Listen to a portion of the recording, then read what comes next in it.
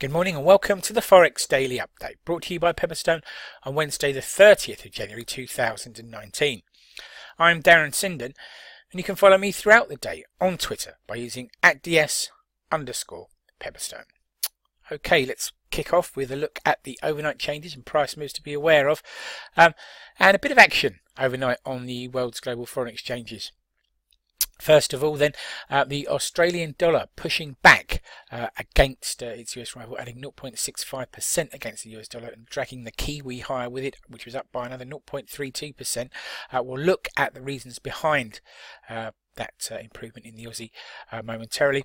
We also saw continued gains for the British pound against the US dollar, the British pound coming back 0.24% overnight, and again we'll look at some of the reasons behind that move a little later on in the video.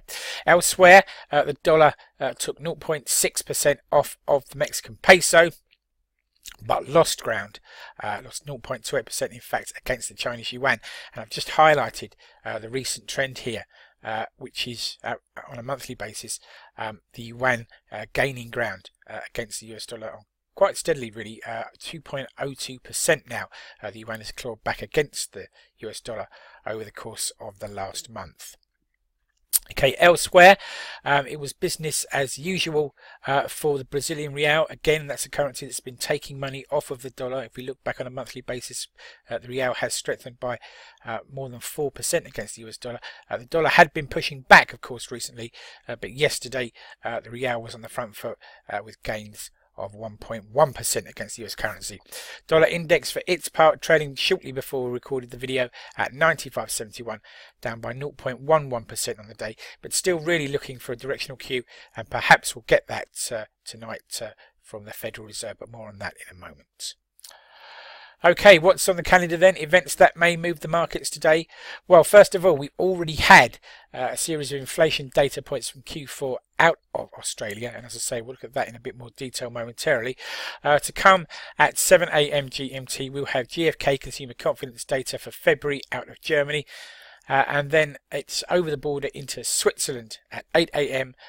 For leading indicators for January, and then at 9 o'clock staying in Switzerland we see the ZEW survey expectations for January from the Swiss economy. We hop into the UK at 9:30 for mortgage approvals for December, and then cross over the channel into Europe for business climate data for the month of January, and that's followed at 1300 by the HICP, the Harmonised Index of Consumer Prices, the ECB's preferred method of inflation, and this data is out of Germany for the month of January. At 13:15 we get the first of this week's unemployment data in the shape of the ADP employment change for January, and that's followed at 1500 by US pending home sales for the month of December. We take a break then until 1900 GMT, and then we get the real meat on the bones today, the Fed's monetary policy statement, interest rate decision at 1900, and at 1930 the FOMC press conference where Jerome Powell will have a chance to speak. Now, we're not expecting a change in rates from the Federal Reserve today, but what the market will be looking for is some kind of further clarity on the Fed's plans, how they see the state of the economy, and what that actually translates to as far as they're concerned in terms of interest rates throughout the balance of 2019. To finish the day at 23:50 GMT, we should have industrial production data out of Japan for the month of December, accompanied by foreign investment in Japanese stocks for the week of January the 25th. Okay then, breaking news and comment that's caught my eye overnight.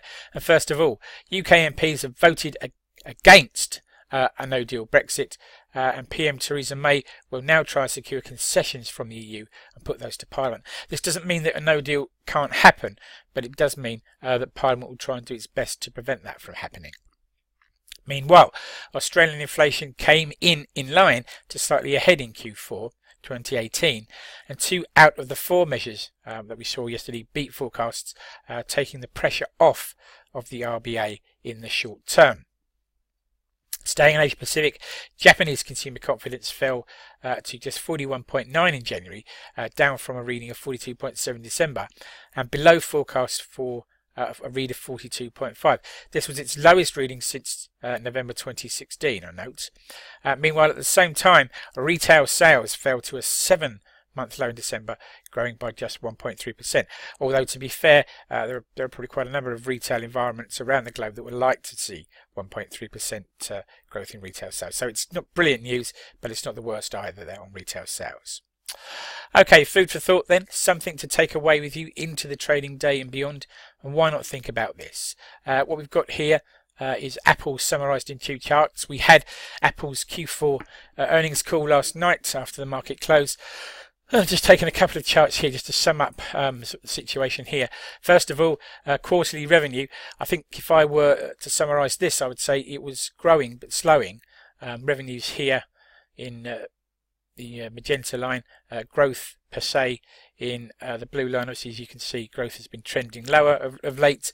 And then in terms of the future for Apple, these are quarterly non-iPhone revenue, and I think the potential for Apple is a future away from the iPhone or with less reliance on the iPhone.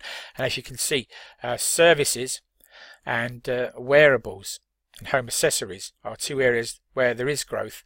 Apple's probably been a little bit behind the curve here, behind the likes of Amazon and Microsoft et al., but perhaps it can catch up by deploying its resources into these 2 areas.